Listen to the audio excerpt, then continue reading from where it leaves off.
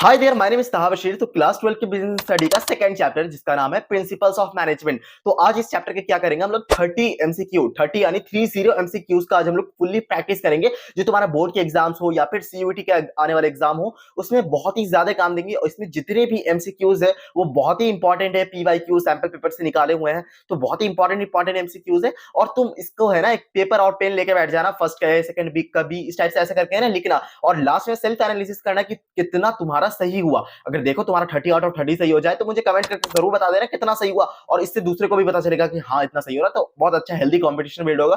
तो चलो, principles of management chapter का नाम है। तो चलो बिना वजह कि आज का हम लोग स्टार्ट करते हैं। तो आज पहला का प्रश्न आपके कंप्यूटर स्क्रीन पे ये रहा। तो क्या है, which of the following is not a part of work study? Not part of work study. Work study क्या था?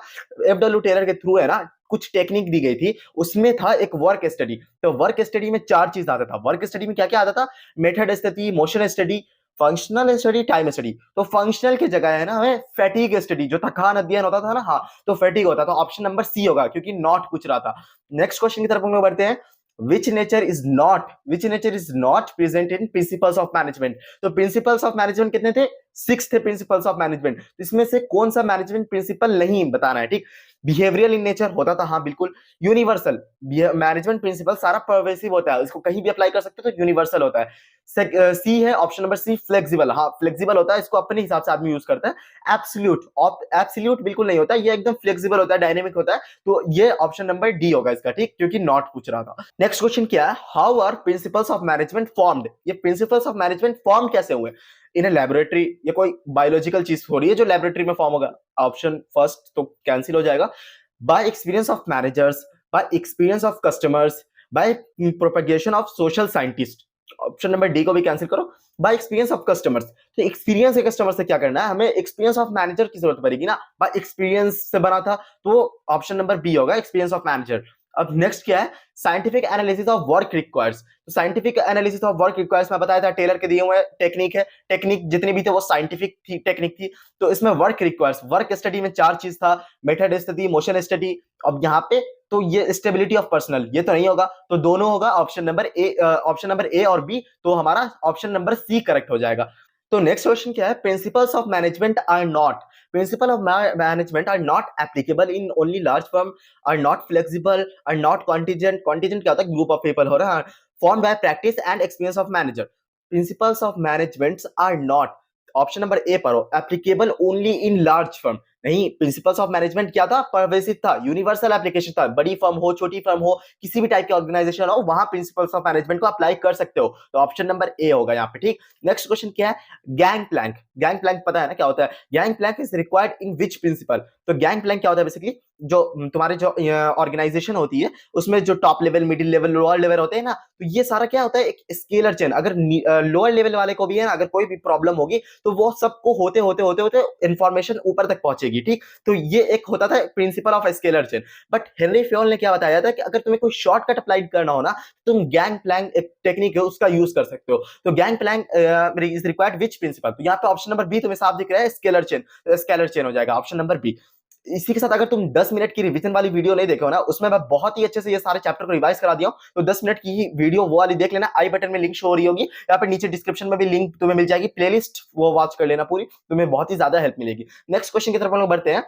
She he keeps machine, materials, tools, etc.. यहीं पर से तुम आंसर दे सकते हो अगर तुम्हें ये पता है।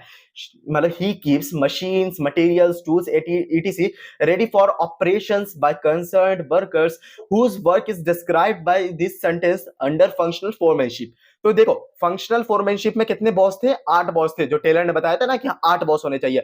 तो 8 बॉस में से किस बॉस का काम था, जो भी अगर कोई भी तुम्हारे ऑर्गेनाइजेशन में वर्कर वगैरह आएंगे तो जितनी भी मशीन उशीन का इंतजाम करके रखना, ये किस बॉस का काम होता था? गैंग बॉस का काम होता था, सारे मशीन, मटेरियल्स, टूल्स ये सब का इंतजाम करके रखना। तो ऑप्शन नंबर ए होगा गैंग बॉस। रिपेयर बॉस का क्या काम होता था?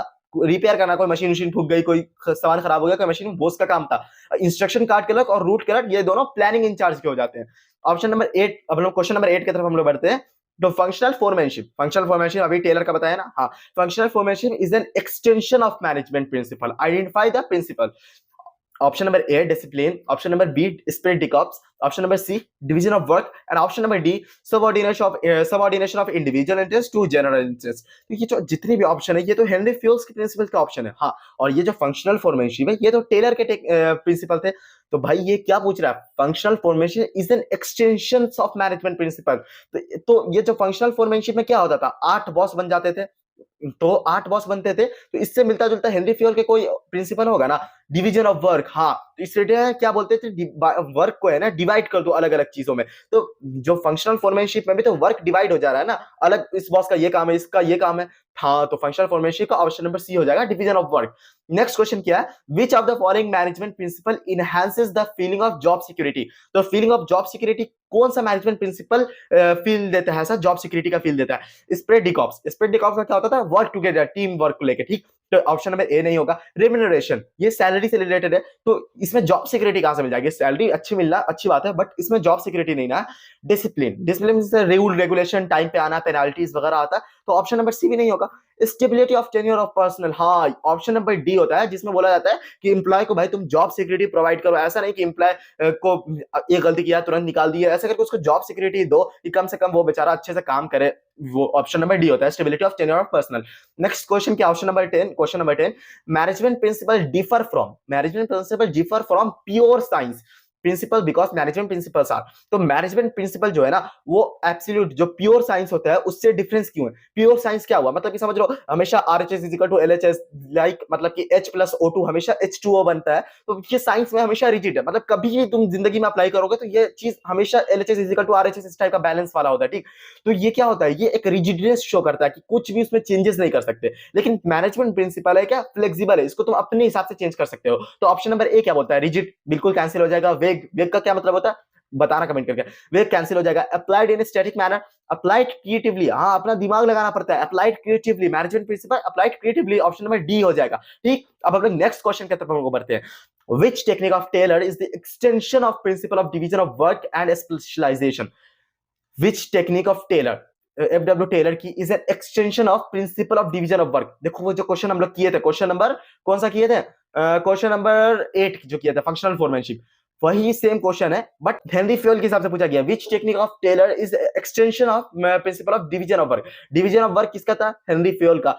तो FW टेलर इस टाइप का कौन सा प्रिंसिपल दिया था भाई, अभी बताया हूं, फंक्शनल फॉर्मेशन। फंक्शनल फॉर्मेशन में क्या होता था कि 8 बॉस बन जाते थे, 4 प्लानिंग इंचार्ज होता था, 4 प्रोडक्शन इंचार्ज होता था, और दोनों एक दूसरे से बिल्कुल डिफरेंट होता था। वहां पे बताया हूं, ऑप्शन नंबर ए हो जाएगा, ठीक। नेक्स्ट क्वेश्चन की तरफ बढ़ते हैं, और ये सीबीएसई सैंपल पेपर 2021 टू 2022 में पूछा गया था, तो ये क्वेश्चन बहुत ही इंपॉर्टेंट हो जाता है। तो चलो हम लोग पढ़ते हैं, क्या name the principle of management given by fuel which when applied would mean that the workers and management both honor their commitment। यहीं पे हमें आंसर मिल गया, both honor their commitment without any, ये देखो हमें यहीं पे आंसर मिल गया। तो देखो ये क्वेश्चन क्या बोल रहा है कि वर्कर्स और मैनेजमेंट जो होता है, तो ये यहाँ पे कौन सा प्रिंसिपल अप्लाई हो रहा है, जो दोनों अपने ऑनर, जो अपने कमिटमेंट के ऑनर होंगे, मतलब कि अपने जो एक बार कह दिया उस बात का पालन करेंगे, ये कौन सा प्रिंसिपल के अकॉर्डिंग होता है। रेम्यूनरेशन ऑफ एम्प्लॉय, नहीं इससे कोई नहीं। डिसिप्लिन, हाँ ये थोड़ा सा लग रहा है। मेंटल रिवोल्यूशन क्या होता है, गुड वर्कर चाहते हैं, अच्छी सैलरी चाहते हैं, और मैनेजर चाहते हैं कि ज्यादा से ज्यादा काम, ठीक। स्केलर चेन मतलब कि ज्यादा से ज्यादा काम, तो इसको मेंटल रिवॉल्यूशन के थ्रू लाया जाता है इस टाइप का, ठीक। स्केलर चेन तो बताया था कि सारा इंफॉर्मेशन नीचे से ऊपर एक एक होते हुए जाएगा, कोई गैप नहीं रहना चाहिए। तो यहाँ पे क्या था, name the principle of management और वर्कर के बीच में कौन सा ऐसा प्रिंसिपल अप्लाई हो रहा है कि दोनों अपने कमिटमेंट के एकदम ऑनर रहेंगे, अपने कमिटमेंट को लेके एक मतलब ये रहता है ना कि भाई कमिटमेंट कर दिया अब तो अपनी जबान से नहीं हट सकते। तो ये कौन सा है, प्रिंसिपल ऑफ डिसिप्लिन बता रहा, option number B, principle of discipline. वो डिटेल में वीडियो बताया था, उसमें बताया था इसके बारे में अच्छे से, तुम तो पढ़े ही होगा, अभी मॉक दे रहे हो तो तुम अभी 12th तक तुम्हारा सही हो रहा है ना सारा। नेक्स्ट क्वेश्चन क्या है, हेनरी फ्यूल वाज है, ये देखो ये क्वेश्चन पूछा है, हेनरी फ्यूल वाज है क्या थे, सोशल साइंटिस्ट थे, ना अकाउंटेंट थे, माइनिंग इंजीनियर, प्रोडक्शन इंजीनियर। तो हेनरी फ्यूल जो थे ना वो माइनिंग इंजीनियर थे। क्वेश्चन नंबर 14 की तरफ हम बढ़ते हैं, तो क्या लिखा हुआ है, management should find one best way, मतलब एक बेहतरीन, एक अच्छा रास्ता, टू परफॉर्म ए टास्क, वो एक काम को करने का सबसे बेस्ट वे, सबसे बेहतरीन तरीका। विच technique of scientific management is defined in this sentence. तो वन बेस्ट वे में से कौन सा टेक्निक FW टेलर की दी हुई टेक्निक में है वर्क स्टडी, और वर्क स्टडी में कौन सा ऐसा टेक्निक हो, कौन सा ऐसा वर्क होगा जिसमें हमें कोई एक रास्ता पता चलेगा। तो मेथड, हमें मेथड का ही मतलब क्या होता है कि कोई एक ऐसा तरीका, तो मेथड में ही आ जाएगा मेथड स्टडी, ऑप्शन नंबर ए हो जाएगा। फटीग हो जाता है, थकान से रिलेटेड, टाइम हो जाता है, वक्त से रिलेटेड, मोशन हो जाता है, मूवमेंट से, तो ऑप्शन नंबर ए होगा ना मेथड स्टडी। इसी के साथ नेक्स्ट क्वेश्चन क्या, क्वेश्चन नंबर 15 क्या है, there must be a team spirit. Team spirit से ही तो आंसर दे लोगे, चलो हम लोग पूरा पढ़ते हैं। Team spirit the organisation such that each member is interested with the feeling of the belongingness to their organisation, which of the following principle of management is being described in the given statement. तो कौन सा ऐसा principal है जिससे सबको एक लगता है कि हाँ ये हम फीलिंग ऑफ बिलोंगिंगनेस का फीलिंग आता है, कौन से प्रिंसिपल्स, यूनिटी ऑफ कमांड नहीं भाई, ये तो ऑर्डर से रिलेटेड है, स्प्रेड डिकॉप्स, इनिशिएटिव, इक्विटी। तो भाई स्प्रेड डिकॉप्स से है ना, मतलब कि वर्क टुगेदर, टीम टुगेदर, मतलब फीलिंग ऑफ बिलोंगिंगनेस का शो होता है, ऑप्शन नंबर बी हो जाएगा। इसके साथ नेक्स्ट क्वेश्चन क्या है, which of the following is the basic objective of the method study. Which of the following is the basic objective. Method study क्या होता है कि बेस्ट टेक्निक कोई काम करने का, ठीक। तो बेसिक ऑब्जेक्टिव, इसका ऑब्जेक्टिव क्या होगा, to minimise cost of production. हाँ, तो कोई ऐसा हमें रास्ता ढूंढना पड़ेगा जिसमें कम से कम खर्च हो, तो ये ना होगा ना। हाँ, आगे पढ़ते हैं option, to determine the best method of doing task, हमें वो बेस्ट मेथड आइडेंटिफाई करना, हाँ ये भी हो जाएगा। Maximise the quality of production, हाँ हमें इसका भी क्वालिटी का भी ध्यान रहना होगा। मानो चला कॉस्ट तो कम लग रहा है लेकिन क्वालिटी इतना चीप कि कोई बेकार हो जा रहा है, नहीं, हमें क्वालिटी का भी ध्यान देना पड़ेगा, कॉस्ट का भी ध्यान देना पड़ेगा, तो ऑल ऑफ द अबव हो जाएगा। ये सारा ऑब्जेक्टिव होता है मेथड स्टडी का। इसके साथ हम लोग क्वेश्चन नंबर 17 की तरफ बढ़ते हैं। क्या लिखा हुआ है, Ramesh manager of sigma limited. तो सिग्मा लिमिटेड कोई कंपनी है, उसका मैनेजर का नाम है रमेश, ठीक। Is very partial in dealing with people from different state, which management of principle is being violated। तो ये जो रमेश जो था ना, ये बहुत ही ज्यादा भेदभाव करता था, मतलब कि इस स्टेट के लोग को ज्यादा प्रिविलेज दे रहा है, इस स्टेट के लोग को थोड़ा कम निगाहों से देख रहा है, ऐसा करके करता था। तो इसमें कौन सा प्रिंसिपल्स ऑफ मैनेजमेंट, जो हेनरी फ्यूल दिए हैं 14 प्रिंसिपल, उसमें से कौन से प्रिंसिपल का उल्लंघन हो रहा है यहाँ पे। प्रिंसिपल ऑफ डिसिप्लिन, नहीं, डिसिप्लिन में टाइम पे आना, टाइम पे काम करना, पेनल्टी वगैरह मिलता है, ये सब डिसिप्लिन में आता है। ऑर्डर का क्या मतलब होता है कि सब कुछ सही से अरेंज रहना, ठीक। इक्विटी, हाँ इक्विटी में होता है क्या, इक्वल ट्रीटमेंट टू ऑल, हाँ तो ऑप्शन नंबर सी का वायलेटेड हो रहा है। स्पीड डिकॉप में तो वर्क टुगेदर वाला, तो ऑप्शन नंबर सी हो जाएगा। नेक्स्ट हम लोग नेक्स्ट क्वेश्चन नंबर 18 की तरफ बढ़ते हैं। इसमें थोड़ा सा पेन कॉपी में भी यूज करना पड़े, अगर तुम्हारे दिमाग में कैलकुलेट कर लो तो आसानी है। According to the technique of scientific management, differential piece wage system. तो क्या है डिफरेंशियल पीस वेज सिस्टम, तुम्हें पता है ना डिफरेंशियल पीस वेज सिस्टम क्या था, टेक्निक दिया हुआ। हाँ, तो क्वेश्चन क्या बोल रहे हैं, how much more will a worker making 60 unit. तो कोई एक वर्कर है ना, वो 60 यूनिट बना लिया, ठीक, 60 यूनिट बनाया, and as compare to a worker making 49 unit, और उसी के साथ वाला एक वर्कर है ना, वो सिर्फ 49 यूनिट्स बना पाया, ठीक। तो 11 यूनिट का डिफरेंस है, ठीक। स्टैंडर्ड आउटपुट क्या था, स्टैंडर्ड आउटपुट था 50 यूनिट, मतलब कि 50 यूनिट तो हर हाल में बनाना था, मतलब ऐसा था स्टैंडर्ड यूनिट। तो अगर कोई 50 यूनिट से कम कोई बनाता है ना, तो उसको 65 रुपए पर यूनिट के हिसाब से मिलेगा पैसा, ठीक। और अगर कोई 50 से एक भी यूनिट ज्यादा मिलता है, बनाता है ना, तो उसको 75 रुपीज पर यूनिट के हिसाब से मिलेगा पैसा, ठीक। तो हमें इसमें क्या बताना था, compared as a worker making more, मैं बताना था कि वो वर्कर कितना ज्यादा बना रहा है, तो 11 ज्यादा बना रहा है, तो हमें उसके मतलब कि पैसे मेजर करने पड़ेंगे। तो अगर 60 तो 50 से ज्यादा है ना, हाँ, तो 60 इंटू 75 करते हैं, तो 60 इंटू 75 करते हैं तो हमारा 4500 आता है, ठीक। और इसका जोड़ते हैं 49 यूनिट को, तो 49 इंटू 65 करेंगे, तो 49 इंटू 65 करते हैं तो हमारा कितना आ जाता है, 3185 आ जाता है, जो ऑप्शन नंबर बी भी दिया हुआ है। और हमसे ये पूछ क्या रहा, how much more will a worker making, तो how much more will a worker making, तो वो उससे कितना ज्यादा पैसा बना रहा है। तो हमें इससे है ना, इसका माइनस कर देना पड़ेगा, 4500 से 3185 को माइनस करना पड़ेगा। तो इसको हम लोग माइनस करते हैं तो इसका ऑप्शन आता है 1315, ये ऑप्शन नंबर सी में दिया हुआ है। तो क्वेश्चन समझे कि क्वेश्चन क्या बोल रहा था, तो हमारा ऑप्शन नंबर सी होगा आंसर। इसके साथ हम लोग नेक्स्ट क्वेश्चन की तरफ लोग बढ़ते हैं। 19 नंबर, the principle of management serve as a general guideline for, principle of management serve as general guideline for decision making, हाँ डिसीजन मेकिंग में हेल्प करता है। मैनेजरियल एक्शन, हाँ हमें एक्शन लेने में भी और डिसीजन लेने में भी हेल्प करता है, तो both A and B are correct हो जाएगा, ठीक। इसी के साथ हम लोग नेक्स्ट क्वेश्चन की तरफ लोग बढ़ते हैं। तो इसका ऑप्शन तुम बताओगे कमेंट करके, इसका ऑप्शन एंड में तो मैं बता ही दूंगा आंसर, ये इतना इजी आंसर तुम तो बता ही दोगे।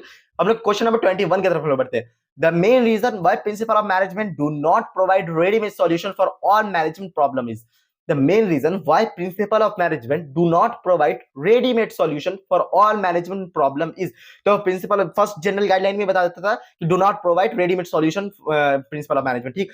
तो ऑप्शन नंबर ए क्या है, they act as a general guideline for as business related issue, तो हाँ, ये तो बात सही है ना, हर बिजनेस की अपनी डिफरेंट प्रॉब्लम होती है, तो उसके हिसाब से मतलब कि बनता है, ये जनरल गाइडलाइंस है, जनरल गाइडलाइन है, ऐसे कोई स्पेसिफिक बिजनेस के लिए गाइडलाइन नहीं है, ठीक।